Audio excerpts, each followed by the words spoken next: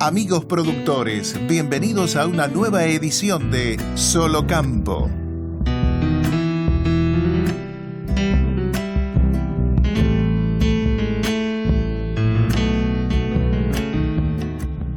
Y hoy en Solo Campo nos vamos a dar un gusto que hacía tiempo veníamos tratando de concretar, que es dialogar con quien, para quienes hacemos el periodismo agropecuario, lo consideramos un poco, más allá de que no está muy convencido él, el padre de los programas agropecuarios que hay en el país. Danilo Galé, bienvenido a Solo Campo. Gracias, Gastón, un gusto y gracias por la nota, gracias por el recuerdo, no nos han olvidado. Sí, con nuestros íntimos cuando te preguntan, che, ¿cómo empezaste con esto?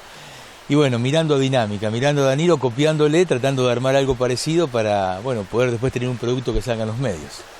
Y fue un poco de intuición en ese momento, porque tampoco había ningún paralelo. Salimos a la ruta, salimos con una cámara, bueno, lo mismo que hacen ustedes, y en definitiva éramos los portadores de un micrófono y contamos con la colaboración inestimable de los productores que nos abrían las tranqueras, que nos contaban las historias de familia, de esas familias que armaron nuestra pampa gringa, que nos inventaron un mundo de la nada. Y aparejado y de la mano de eso venía todo el paquete tecnológico que tuvimos la suerte de acompañar, la transformación que se operó en los tambos, por ejemplo. Recuerdo las primeras salidas en la cuenca de Babio, donde todo el equipo de extensión de la Serenísima, lo mismo que el otro equipo de extensión que tenía Sancor, que eran los grupos Gay, después le pusieron Gaico, donde andaba el ingeniero Paulón, el ingeniero Puello, y allá andaba Luis Marcenaro. Y en ese momento era pasar de 9 litros de leche a 12, a 15, y los productores decían, bueno, pues tenemos que cambiar todo, y se empezó a hablar de los hilos y del picado de maíz y del almacenamiento, del silo bolsa. Y hoy pensá que de los 9 litros, si no hay 30 litros en el tambo, en la línea de ordeño de las vacas, prácticamente hay que darla debajo. Toda esa transformación que fue realmente maravillosa, lo mismo que lo que se operó con el tema de la siembra directa, los campos deteriorados. Ahora estamos en Entre Ríos, este encuentro que nos ha llevado los caminos, y recuerdo el deterioro de los campos, las primeras curvas de nivel que se trazaban en los campos de la zona, un trabajo arduo y donde había una lucha generacional, los viejos que sí, que no, y no se quería reconocer. Claro. En Entre Ríos era más notorio, digamos, por lo cortado del terreno. También se daba lo mismo en las zonas de Pergamino, donde si bien había pendiente era más suave y llevó más tiempo darse cuenta de que la mejor parte de los campos estaba en los bajos, se había lavado todo el suelo. Y a veces se habla de una manera muy suelta, sin conocer a fondo el tema de lo que significó la siembra directa y de por qué se adoptó.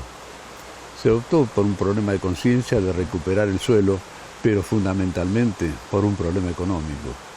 Hoy hacer labranza tradicional prácticamente sería inviable con los costos. Imaginemos 3 o 4 pasadas de tractor con los distintos fierros antes de sembrar. Imposible. ¿Quién paga el combustible? Imposible. No darían los números.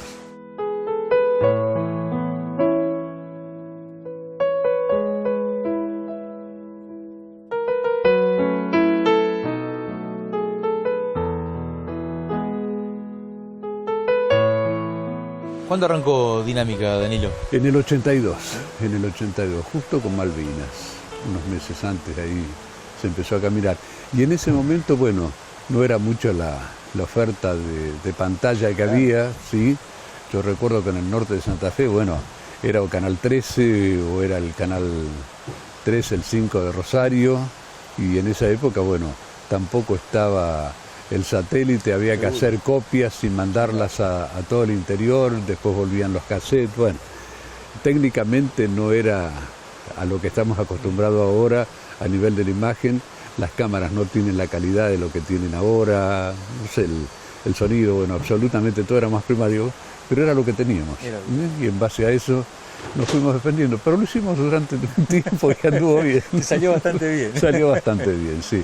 Al menos ha quedado un buen recuerdo en la gente y se añoran un poco las historias esas de familias donde se destacaba. Yo me acuerdo de los primeros contactos que hacíamos y las primeras charlas, bueno, preparar una caja de fotografía, un álbum, y ahí empezaban y afloraban las historias duras muchas veces, porque bueno, la epopeya del campo no fue tan fácil como se ve ahora, y donde muchas veces desde la ciudad se piensa de que es una 4x4 y es un lugar idílico donde los chicos andan a caballo. No es así. Las angustias, los desamparos, la falta de crédito, las faltas de políticos oficiales, y que veníamos de un país donde se dieron políticas que concentraron a la gente del interior. Primero fue toda una corriente que arrancó allá por 1856 con la Fundación de Esperanza y ese departamento de las colonias de Santa Fe que marcó el rumbo de la agricultura en el país, y saltamos de 1000 y algo de hectáreas, que fue el primero o el segundo año, y en 20, 25 años había 1 millón de hectáreas cultivadas en la Pampa Gringa. Era una explosión, ¿sí?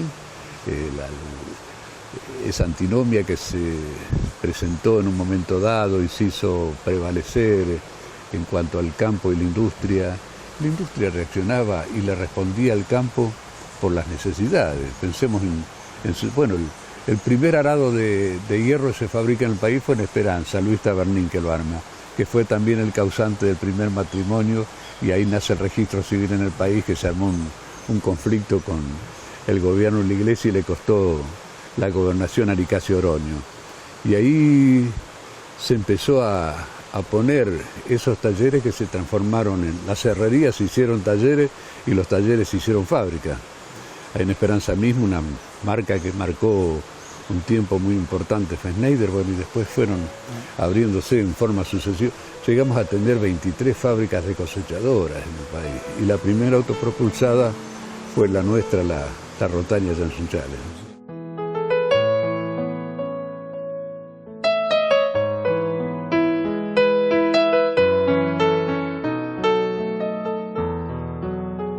¿Siempre sábados al mediodía?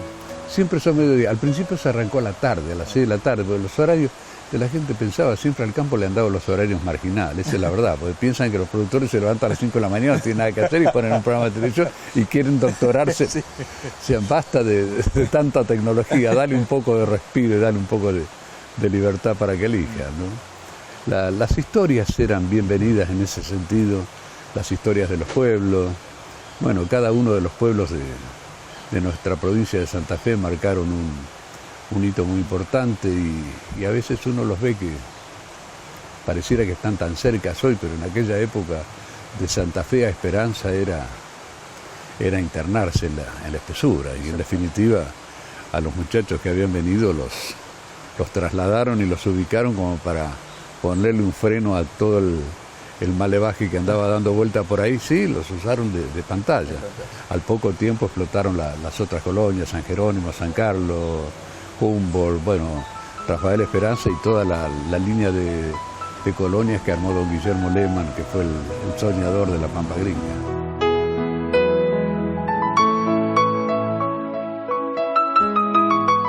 Hacemos una pausa en Solo Campo. En instantes regresamos en la pantalla de Canal Rural Satelital.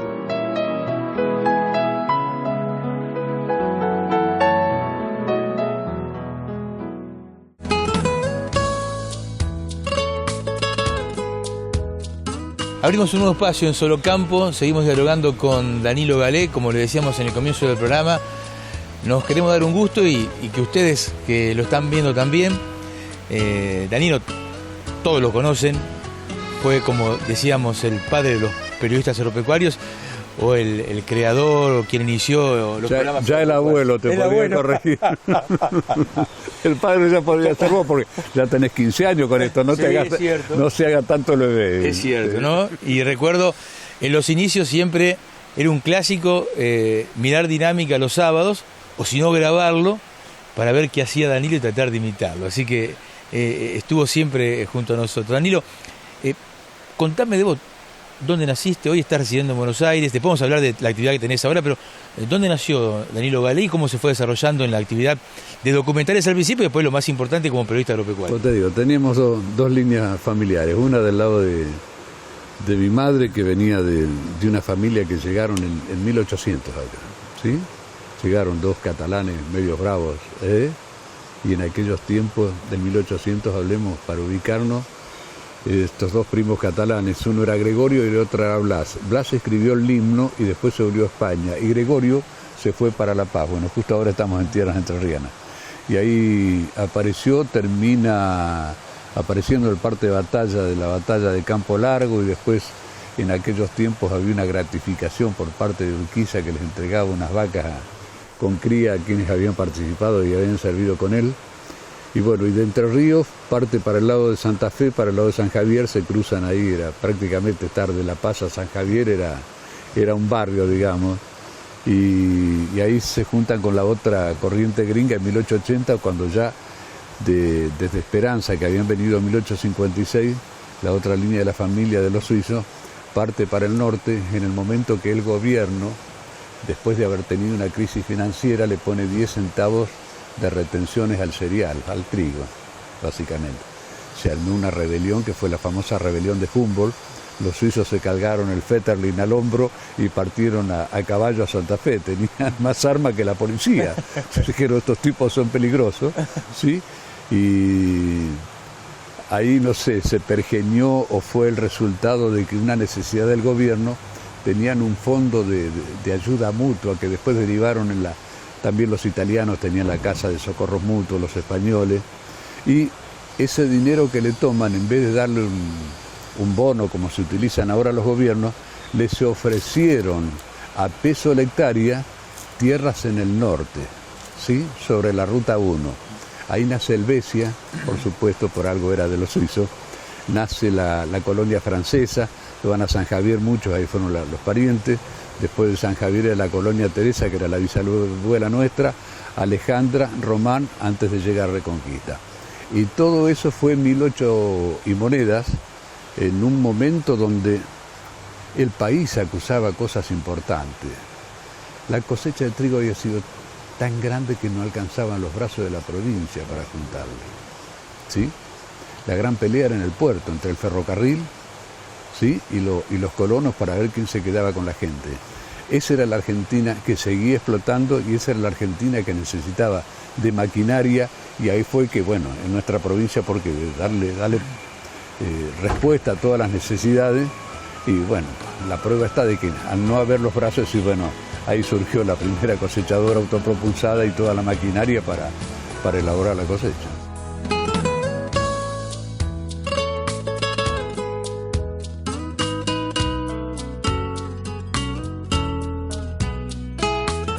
Contame la historia de Rotaña, que la conocés y mucho. 23 fábricas había en Argentina. Llegamos 23, sí. Bueno, fíjate, mira, veníamos conversando porque estuvimos viendo material con un amigo de la restauración de una Bernardín del año 35, tirada a caballo, que bueno, se decidió restaurarla y bueno, la ponemos en marcha, pero ya no había caballos en San Vicente, así que del norte nos mandaron un camión de caballos pesados que se tuvieron que acostumbrar a tirar de la máquina, porque no es cuestión de atar un caballo a la máquina y prenderle el motor en la cola, te imaginas, empezaban a ponerse inquietos los muchachos. Pero ver esa máquina tirada por caballo, por esos percherones blancos, te digo, en el trigal fue emocionante. Me acuerdo que me llamó un amigo cuando salió la nota, en víspera del lanzamiento de la M29, me dice, lloraron hasta los tapiales en San Vicente. Claro, eran tantos recuerdos. Fíjate vos, Bernardín nace de una discusión entre Zenor y Bernardín, ¿sí? Tanto discutían mientras hacían la máquina, y Zenor le dijo, bueno, hacé vos una máquina, no tengo plata ni un galpón, bueno, yo te lo doy. Y ahí le financió la fábrica. Y empezaron, bueno, por eso era la capital de la cosechadora, San Vicente. Pues después había otra fábrica más, todo lo que se dio en Santa Fe, más lo de Rotaña, que duró mucho tiempo hasta que, bueno, vaya a saber, esa contingencia, porque no le podemos echar la culpa a que no estaban a la altura con el viento. Yo creo que a veces decimos, bueno, los hijos no supieron mantener lo que hicieron los padres, pero hay que ver qué condiciones se dieron económicas para exportar, no exportar, tener personal, no tener personal. Ese es los altibajos y las idas y vueltas. Y lo de Rotaña fue realmente fantástico. Y surgió, te digo, un día que tuvimos un pequeño problema con el intendente, me acuerdo, llegamos a Sunchales, esos días que llegás con el equipo, viste que veníamos muertos al hotel, y eran las 3 de la tarde, una cosa así, bueno, venían desesperados para buscar una ducha. Y paso y veo la máquina que estaba tirada en el parque ahí de diversión. Freno, le digo, bajamos el equipo. Uy, me querían matar. Y me paré al lado de la máquina, hicimos una reflexión sobre cuando no le explicamos a los chicos de dónde vienen. Y la máquina estaba con todas las maderas del molinete podrida, tuerca que andaba suelta, los chicos por supuesto las habían sacado para jugar y estaba tirada ahí. Hicimos una presentación del programa y salió, ay Dios, me llamaron, el intendente me quería matar, que bueno. En una semana la pintaron con cuanto tarro de la municipalidad de pintura andaba vacío y hicieron un carnaval, porque parecía una ferretería, viste, los frentes de ferretería de todos colores. Cuando los fabricantes, si algo se enorgullecen de tener su nombre en la máquina y sus colores que identifican. Bueno, acá se sacrificó todo. Y bueno, pasó. Justo coincidió con el desembarco de clase en Argentina y en uno de los viajes tuvimos, digo la suerte y no a nivel de propaganda de marca, sino de haber conocido un caballero que era el doctor Helmut Klaas. Y yo le había llevado un libro de regalo y en ese momento como que lo sorprendimos, pero miró y a los 2 minutos nos trajeron un libro de regalo que eran paisajes de Alemania y un libro que era la historia de la cosechadora en el mundo. Lo fuimos de viaje, a la vuelta me invitó a tomar un café y me pregunta por el libro, ¿qué me había parecido? Fantástico, aparte me venía muy bien. Y le digo, pero qué lástima, se olvidaron de la Rotaña. Me dice, ¿qué es la Rotaña? Le digo, fue la primera máquina del mundo. ¡Ay! Se empezó a reír el doctor. Dice, los argentinos inventaron todo primero. ¿Cómo no estuvimos nosotros en Argentina? Bueno, dejó pasar la charla, avanzamos, terminó el café. Y me volvió a preguntar, lo de la máquina, sí, esa, ¿cómo era? Se había quedado intrigada. Aparte se dio cuenta que yo no le estaba haciendo. Bueno, la cuestión que dijo, bueno, voy a ir a Argentina. Ah, cuando volvimos yo le mandé una copia de la máquina esa deteriorada como estaba. Me escribe a través de Reinaldo Postacini que cuando viniera quería ir a conocer la máquina. Bueno, la fueron a conocer y te cierro el cuento rápidamente. Dijo, quiero restaurar la máquina, pero yo voy a pagarla, no Klaas. Como que era un homenaje de su padre a don Alfredo Rotaña, porque él la hizo en el 29 y ellos en Alemania empezaron en el año 35 a desarrollar una máquina más o menos parecida. Bueno, después de unas idas y vueltas donde en Sunchales no entendían qué era lo que se quería hacer con la máquina, logramos ponerla un día en un campo de trigo. Ahí trabajó muchísimo José Alochi de los cabezales, él hizo todas las zarandas de nuevo a mano, trabajó José, bueno, el hermano de Reinaldo y todo el equipo de los muchachos de Klaas. Se desarmó, consiguieron bujías, rellenaron el volante del motor, bueno, y la pusieron en línea de marcha a trabajar. Me acuerdo de unos trigos que nos prestó Nidera, un campo que eran unos baguettes de 8.000 kilos, donde la máquina tenía que ir a medio molinete porque si no se atoraban. La habían fabricado para 1.500 kilos de trigo y estaba en un trigal de 8.000, te imaginas, pobrecita, pero con una calidad y una limpieza, doble sistema de limpieza tenía, igual que las máquinas modernas de hoy.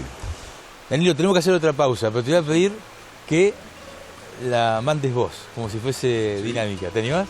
Pero cómo no. En Solo Campo lo esperamos en 1 minuto y por supuesto, estamos en Entre Ríos respondiendo al viejo llamado que hacíamos de nos encontramos en cualquier camino.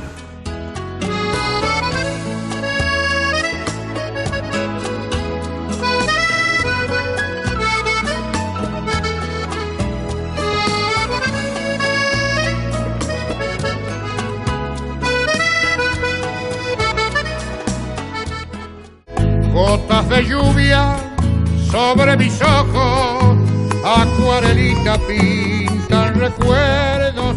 Y en este especial de Solo Campo, dialogando con Danilo Galé, placer a la manera de dinámica, lo hemos seguido mucho tiempo, Danilo, te agradecemos que hayas aceptado esta invitación. ¿Recordás un programa sobre el resto de los tantos que hiciste? Sí, el otro día lo conversaba, mira, con un amigo de los personajes que nos marcaron, digamos, toda la historia. Uno fue Norman Borlaug, que tuve la suerte, no podía venir al Congreso de APRESIT y bueno, fui el enviado para hacer un reportaje y pasarlo en el Congreso de APRESIT. Realmente me sorprendió, eran los 93 años y estar frente al hombre que había con todo el desarrollo de los trigos enanos y el aprovechamiento del fertilizante, su lucha para Pakistán, de África, la India. Fue el hombre que evitó la mortandad de millones de personas, de hambre, por eso le dieron el premio Nobel. Y él no podía venir porque tenía que tomar exámenes en Estados Unidos, tenía 93 años en ese momento y prevaleció por supuesto el tema de los exámenes y no vino, por eso fuimos a hacerle la nota. Y recuerdo que bueno, le pusimos un micrófono y recorrimos con él 3 días estuvimos para hacer un extracto luego, y en la última charla ya después de compartir varios ron con coca con él a la noche, ya teníamos una cierta confianza como para que le pregunté en qué pensaba cuando apagaba la luz. Y fíjate vos, aún después de todo lo que había hecho, la inquietud y lo que es el gen vivo de la investigación, me dice, pienso en el arroz. ¿En el arroz? Sí. Me dice, primo hermano del trigo, y quiero descubrir por qué no le afecta la humedad, porque vive en el agua. Entonces cuando logremos sacarle eso y se lo pongamos al trigo, será el sueño de mi vida. Y creo que en este momento, después ya de 10 años de esto, están acercándose. Y el otro extremo, te digo, fue una nota que hicimos en el norte, en Abrapampa, en la estación experimental del INTA, y donde estaba uno de los muchachos nativos, digamos, un Colla, que era el segundo de Daniel Bertoni, que era el ingeniero, el extensionista de La Plata, igual que el jugador de fútbol, que lo había tomado y después lo largaba todos los días, y él era el preparador de las cosas que veía de lo que estaban haciendo dentro de la estación experimental. Pensá que estaban descubriendo el alambrado, ¿sí? Esto hace creo que lo hicimos ya por el 84, 85 esa nota. Y en ese intercambio que tenían, porque Daniel Bertoni también estaba, y el día anterior me había advertido, no creo que quieran hablar con vos. Digo, ¿por qué? Por los ojos claros, me dijo, porque los han embromado tanto a los muchachos que cuando ven a alguien de ojitos claros se van. Y al otro día cuando llegamos, te digo, estaban en un galpón lleno de humo, estaban haciendo charque, ahumando carne de llama. Y en la mitad de la humareda aparece Daniel Sarapura con un mate. Lo tomo y le digo, ¿tiene cedrón? Y eso fue la llave para que hablara Sarapura después, con una incontinencia, te digo, que lo teníamos que parar. Y sobre el final, te digo, no olvido la pregunta, lo mismo que la de Norman Borlaug con el arroz. Le digo, bueno, en este intercambio, digamos, ¿quién aprendió más, vos o el ingeniero? El ingeniero, eso sin dudarlo. Él leyó unos libritos, me dice. Pero yo le estoy transmitiendo los conocimientos de miles de años que llevamos acá. Me pareció, pero de una síntesis y una maravilla. Personaje, bueno, te podría citar muchísimos, y cada uno de los personajes que nos abrieron la puerta de su casa y compartieron las vivencias, sería muy ingrato nombrar a uno en particular, digamos, de tantos gringos que nos recibieron en su casa, pero que guardo un recuerdo eternamente agradecido. El paso por Dinámica para mí fue un reencontrarme con la vida y una caricia que me regaló la vida. Delino, gracias, muy amable. Y nos encontramos en cualquier camino. Un gusto, gracias.